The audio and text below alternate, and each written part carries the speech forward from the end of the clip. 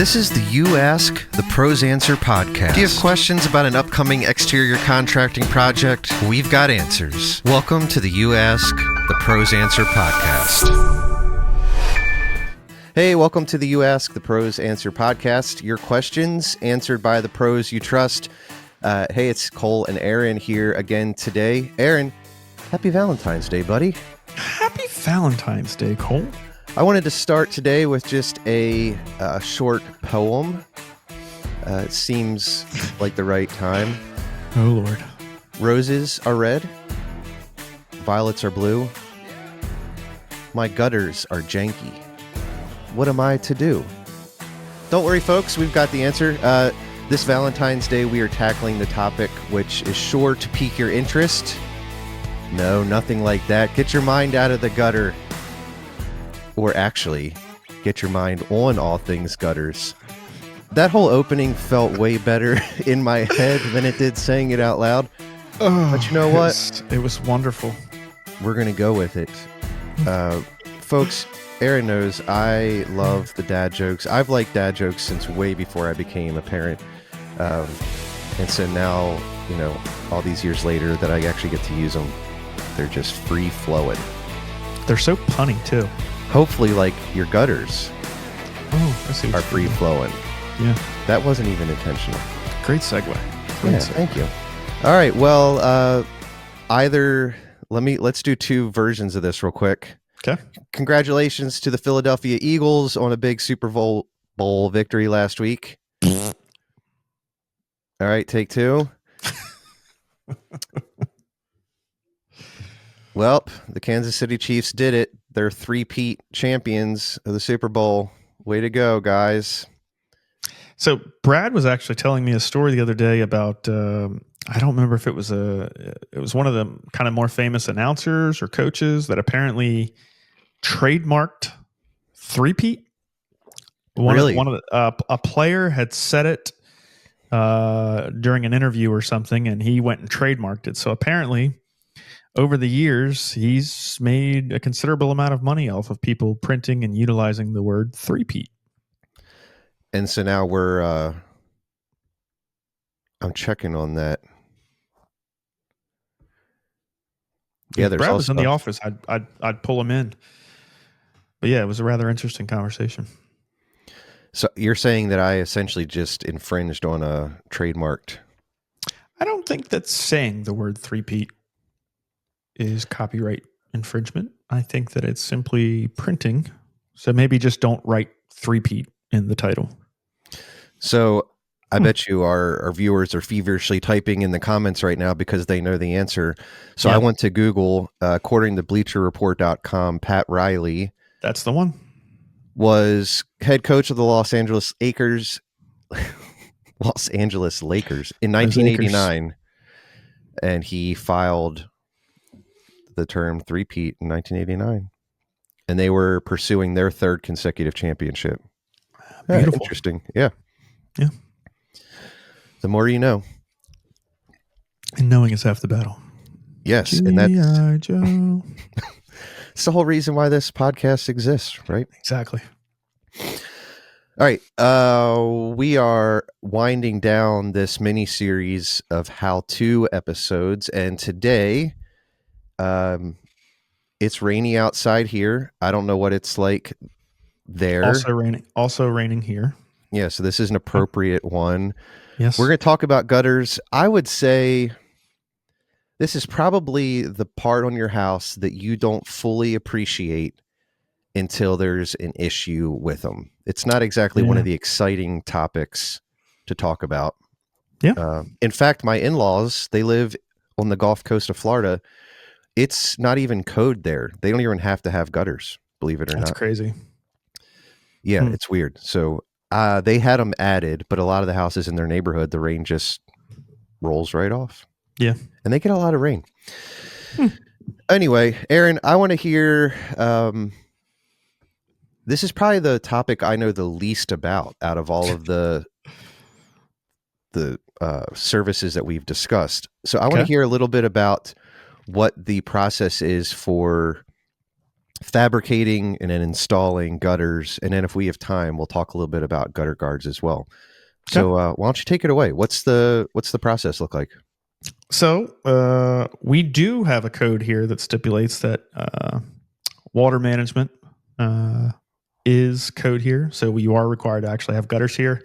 And there's a good reason for that. So, the majority of our foundations here are going to be concrete foundations, concrete block or poured concrete foundations. So the reason why it's code is because as rain falls off of your roof, and it typically, you're going to have a 1 foot overhang. When that water falls off your roof and lands on the ground, it splashes back against your foundation. And long term, that can actually have kind of like an eroding effect. So you do have foundations that end up being compromised long term. Now it takes a considerable amount of time. But I've seen foundations that are, concrete, especially brick. I've seen brick foundations that have been compromised long term, 40, 50, 60 years old, that never had gutters on it. And they're actually compromised. They have to be redone, repinned. And depending on the volume of water, you can also undermine the footing, the concrete footing, which the entire foundation is kind of built off of. So last thing you want to do is undermine the foundation of your foundation. Yeah. So, obviously everybody knows gutters is used to kind of control the water that comes off of your roof. It's usually used with, some people call it a gutter. Some people call it an eaves trough. But essentially, you have gutters that go along the eaves of your property. So the lowest portion of your roof, gutters that go there, and gutters are then funneled into leaders or downspouts. And the downspouts is basically what kind of all the water kind of goes into that downspout, goes down to the ground, and it's kind of managed out and about, away from your foundation. Mm-hmm. So there's a couple of different ways to do gutters. Your standard seamless gutter is around here. It's called K-style. It's usually going to be a 5-inch or a 6-inch. Depends on how much surface area of your roof is actually coming into that gutter, which will kind of dictate whether or not a 5-inch gutter or a 6-inch gutter is necessary. The type of roofing material you have also can dictate if you need 5-inch or 6-inch. Obviously, an asphalt shingle roof kind of is a little bit more, has a little bit more surface tension on it. So it was kind of water's coming off that. It's not going to be as fast as something like a standing seam or a smooth metal roof. Where, it's not like a water slide. Yeah. I mean, there's actually, almost no tension whatsoever. So water hits that, it's going to shoot off as quickly as it possibly can. So, with metal roofs, you probably want a larger gutter simply because you want a larger throat. The actual 5-inch or 6-inch dictation is the actual opening at the top of the gutters. So your roofing is probably going to overhang maybe an inch, inch and a half, depending on what type of roofing material you have. So a 5-inch or 6-inch depends on the roofing material. If you've got, I have seen very, very poorly designed homes before that have a very, very large amount of roof surface area kind of being funneled into a very small piece of gutter. In situations like that, we 100% will use a larger gutter simply because of the amount of water. It's not going to be able to be maintained properly. And just let's say an 8-foot section of 5-inch gutter is not going to be able to hold the amount of water coming off of that roof. So normally you would do all 6-inch gutters in that situation, just do 6-inch over the entire house. But if it comes down to it, you can do one specific section that way, I guess. You would also have a larger downspout in that situation. So a 5-inch gutter typically is going to have a 2x3 standard downspout. A 6-inch gutter is going to have a standard 3x4-inch downspout. So again, 6-inch gutters have a larger throat. They have the ability to control a lot more water. So the downspouts have to kind of be sized appropriately for that as well. Seamless gutters is going to be your biggest seller in our area. Well, it's going to be the market leader everywhere pretty much. But essentially you'll have a couple of different options. The biggest thing with seamless gutters is your miters, your inside and outside miters. So when two pieces of gutter in an inside corner or an outside corner, you've got a couple of different ways to do that. You have strip miters and then the larger miters, are kind of like preformed, and the gutters just kind of go into it. The idea is you want to try and not rely on caulk and screws at your joints. So some gutter insulations are better than others, we'll say. So K-style gutters will be your kind of like your normal, pretty much every color and size option you want. What are they? I want to stop you real quick. Go for it. When you, as a company, are we purchasing the gutters just in long lengths and then cutting it to length on site? Nope. Or are we? Nope. There's a gutter machine that basically extrudes it to length on site. Pretty much. Oh. Open the back of the door, you measure the exact length, and then you pretty much set the thing, and it'll tell you exactly how big the gutters are. And cool. then you basically. So we're going to throw. Used to be spikes and ferrules. Used to attach gutters with spikes and ferrules. It was this little plastic or little metal tube that went inside the gutter, and this 7-inch long spike that went outside the gutter. You banged it through the outside, banged it into your wood fascia board. Those are still available, and I can't tell you anybody that I know that uses those, but they are still sold at Lowe's and Depot and all the major home improvement stores. But we pretty much use a bracket with a kind of a built-in screw. Okay. This is what makes the difference between a quality gutter insulation and a kind of a cheaper gutter insulation is kind of the spacing on those brackets. The gutter is going to be as strong as the number of brackets. So gotcha. I'm not 100% sure if there is a code that stipulates how far apart they have to be, but I'll tell you that I've had gutters that we've repaired over the years that we've had spacing of, say, 6 feet. And then I've had gutters that are absolutely phenomenal, super strong. You could almost do pull-ups off the gutters where they had brackets every 2 feet. I would say 3 feet to 4 feet is probably the average. Okay. But yeah. So there is a right and wrong. There is a cheap way and a good way to do it. Pretty much every product you install is going to have the people that skimp on it. Yeah. But yeah, so then you're going to basically put them up. You're going to put an end cap on it. You're going to put your miters on it. You're going to put your brackets in place. Brackets in place. And then you're going to basically hang it. So the idea is you want to hang it with a slight angle to it. You want to kind of force the water to naturally go towards your downspouts. And then you're going to go and just install them. Caulk everything up, make sure everything's nice and tight. But yeah, that's pretty standard installation. And then the only other real consideration would be, where does the water go when it comes out of your downspout? So if the ground around your house is graded properly, then you can probably just extend your downspout out a little bit, and the water will naturally come out of the downspout and flow away from your home. If the grading is level or potentially kind of runs back to your house, you're going to want to control that water a little bit differently. It's really common around here that a lot of people bury their downspouts and they have pop-up drains somewhere in the yard, so the water kind of goes into a pipe that's under your grass, and then it'll basically pop out somewhere. Sometimes they do it on the other side of the driveway, so you don't have to worry about ice and stuff on sidewalks, or they want to put it in the middle of the yard where it's actually going to kind of wet the grass kind of deal. Yeah. But the idea is always to get the water away from your foundation. Okay. So, yep.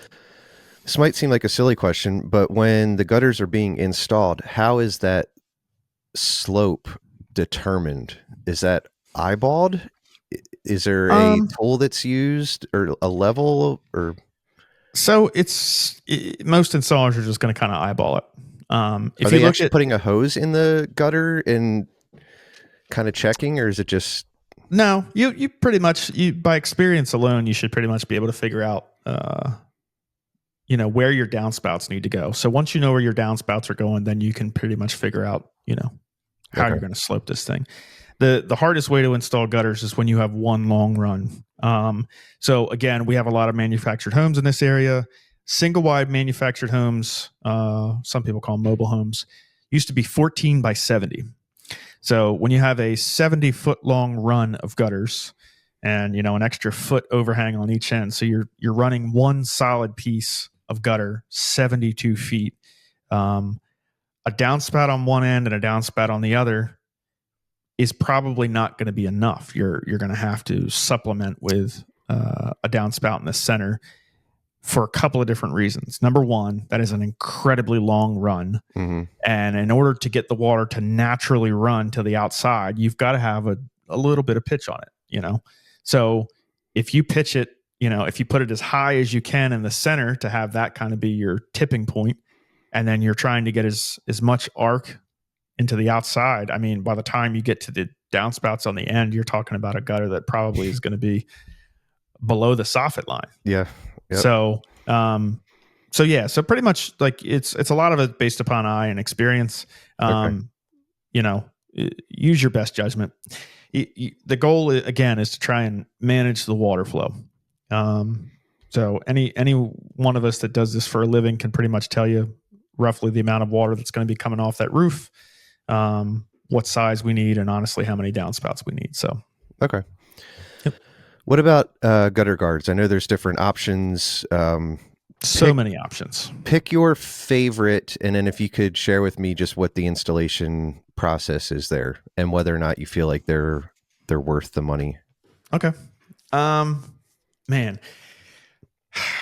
So there are so many different types of gutter guards. Pick your color, style, material, price range.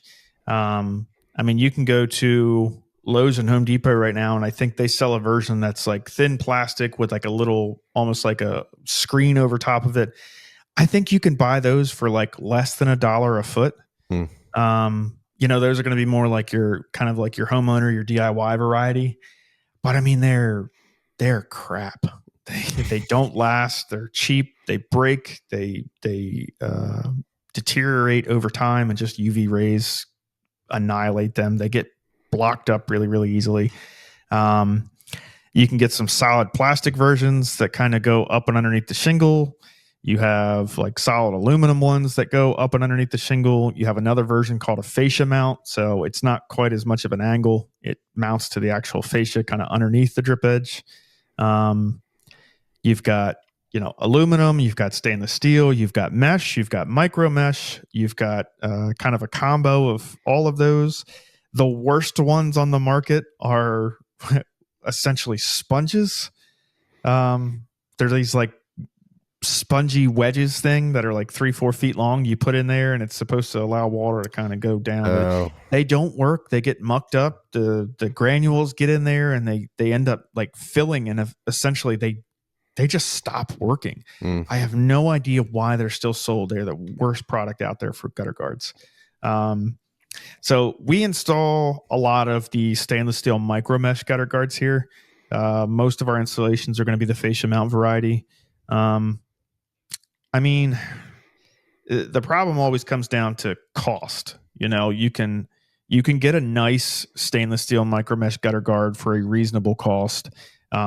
There's kind of a larger name brand out there that installs a stainless steel micro mesh that also has like a kind of a plastic piece to it. There's some metal into it as well. That sells it for an extremely expensive price, in my personal opinion. Okay. Again, you can't really say whether or not their product is better than another product. They kind of have a similar stainless steel micro mesh, and the you know, the micrometers between the actual mesh is roughly the same. And then there's like 3 or 4 major brands of like gutter helmets. One of them, we have a local company that has a gutter guard, I think is their actual term for it. Gutter shield, man, there's gutter, and then add whatever noun, adjective, pronoun you want in front of it or behind it. There's pretty much options for everything. And you can range from like a super economical DIY option could cost you like $1.50 a linear foot. And then there's companies out there that are going to charge you almost $40 a foot for, you know, what they're going to call a custom bent, you know, one piece aluminum with a built-in bracket and the whole 9 yards. I mean, you can spend crazy amounts of money on gutter guards. And there's some people that'll tell you that you need them. There's some people tell you that you don't need them. You just, you know, It's up to you if you want to clean your gutters. But if you don't have trees around your house, why are we worried about it? And then the only other cool product that I've seen is there are two brands, I think. The one that I know for sure, and I think there's one other brand that actually manufactures a one-piece gutter guard option. Englart is the one that I know of for sure, but I think there's one other brand out there. But it actually extrudes, just like you would extrude the K-style seamless gutters. It actually extrudes all in one piece, a gutter guard and gutter in one. So those are pretty cool looking. But again, everything comes with a cost. So do you have gutter guards on your house? I do not. Okay. I do not have gutter guards on my house. I'm still young. I don't really have the trees that I have around my house. I have a couple of cedar trees. Those cedar needles don't really pile up all that much. And I'm still at the point where I still get on my own roof. So, yeah, right. I do it for a living, so it doesn't really bother me. And I also have 4 sons. So it wouldn't be right of me to get gutter guards at this point because they haven't had the experience of having to clean out the gutters twice a year. So, well, that kind of answers my question. I was going to ask if it was one of these add-on products that marketing people love because or salespeople love because it's kind of like an upselling thing, or is it truly a benefit to customers? And it sounds like it's a case by case kind of a basis. I mean, it really is. It's the time versus money thing. If you have the time and the ability to get up there and clean out your gutters, you really should be doing it twice a year. If you have the time and ability to do it, then gutter guards aren't quite as a priority. We do happen to have a lot of people that are moving into this area to kind of retire. So if you're a little bit older or you're just physically, regardless of age, not physically able to do it, then gutter guards are kind of a better situation. Or if you just don't really care and you have the money, either spend the money for having somebody come out and physically clean your gutters out twice a year, or just spend the money on nicer gutter guards. So, okay. All right, same question I've asked for all these other how-to episodes. How long does a typical gutter installation cost? So we'll take a normal, we usually use a 3 or 4 bedroom, 2,000 square foot home. Mm-hmm. How long is let's say gutters are being replaced. So you've got the added, taking the existing ones down. How long does that project take? So if you're replacing gutters, it's only a few hours, couple hours maybe. Gutters are super, super quick. Gutter guards, depending on the type, like if the stainless steel micro mesh ones that we install quite a lot, again, few hours. It's pretty quick. It's not a super, super in-depth process. All right. Cool. Again. So, well, I think we might have one more in this how-to series. So listener, stay tuned. We do have some fun episodes coming up as well. So be sure to like and subscribe, as all the people on the YouTube say. But Aaron, thanks for sharing your knowledge. Yep. Well, that is all we have for you today on the You Ask the Pros Answer podcast. Would you please help us continue to get the word out about the show? The best way you can do that is to review us on Apple Podcasts, like and subscribe like I just mentioned, or simply tell a friend. Also, this show does not exist without your questions. What questions do you have about an upcoming home remodeling project? Would you please share them with us by sending them to info@askproexteriors.com, and then in the subject line, simply put, You Ask. If you are facing an upcoming home project, we hope this episode has empowered you to tackle it with confidence. Remember, knowledge is power, and a little bit of research can go a long way. Until next time, happy Valentine's Day and happy homeowning. The You Ask the Pros Answer podcast is produced in-house by the Pro Exteriors team. Pro Exteriors is the exterior contracting division of Empire Construction Group, LLC. This podcast is intended for informational purposes only and should not be considered legal advice. For more answers to your questions, please subscribe to this channel and podcast so you'll never miss an episode. Do you have an upcoming home remodeling project? Find more answers to your questions at askproexteriors.com.